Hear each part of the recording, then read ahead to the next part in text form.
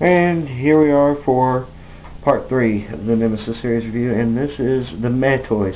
Now these toys, they didn't disappoint me so much as they were pretty much exactly what I was expecting, and they didn't exceedingly overwhelm me whenever I opened them. I didn't have the urge to play with them as much. They were exactly what I expected whenever I found out they were going to be made. Let's start with the easiest to talk about, and that's Tigra. Now, they did a good job, I guess, with the paint apps, though mine seems to have a little green on her tummy that isn't going to come out real good in the camera.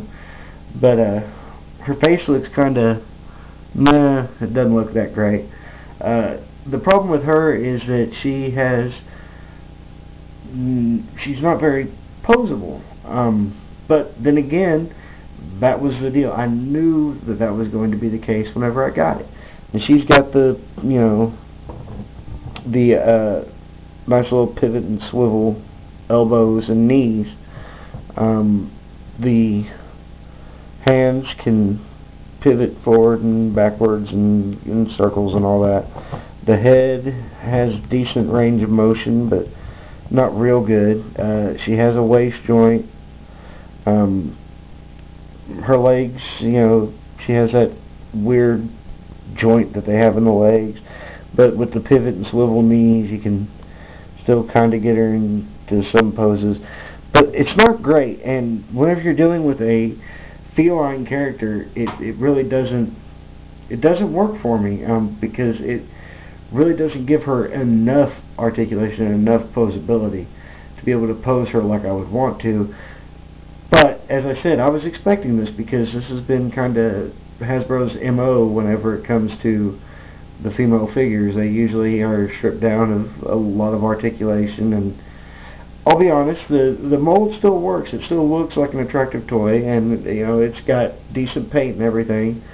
But, I would have liked a little more articulation with this particular one.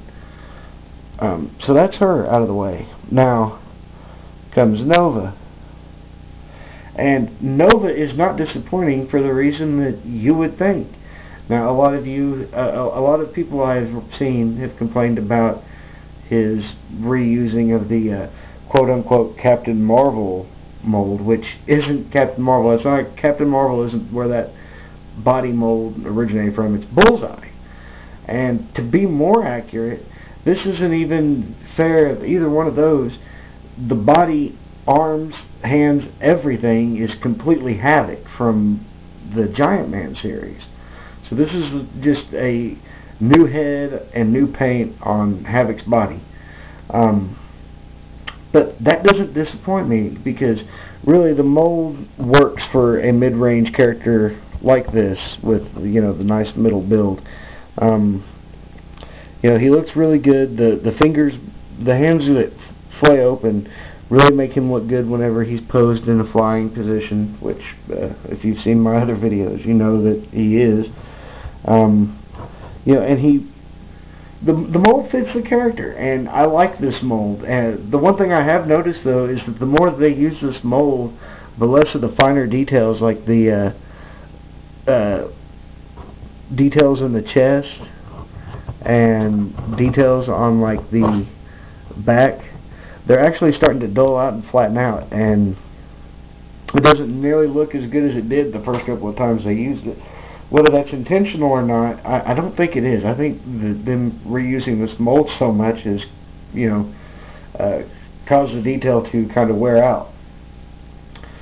But again, that's not even what bothers me.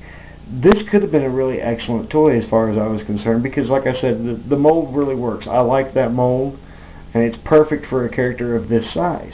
What I don't like is the color of gold they used on the figure. It's really, really dull and muted, and doesn't come out. It doesn't pop as much as it should.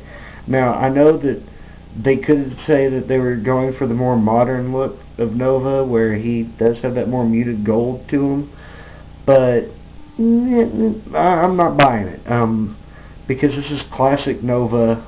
This is the classic Nova costume. It's completely different from the modern Nova costume. And I really think that if they would have used a brighter gold, like say the gold that they used on the Marvel Universe Goliath's little cummerbund belt thing, it would have been awesome, and the character would really pop. But they didn't, and they went with this flat color, and it makes the character look really dull and kind of underwhelming. So, you know, these toys, they pretty much were what I expected, but little flaws here and there. They're just okay. They're meh. Now next, you're going to see the final two figures, which no prize if you haven't guessed who, or if you guessed who it is. But they're in my disappointing category, and we'll get on to that right now.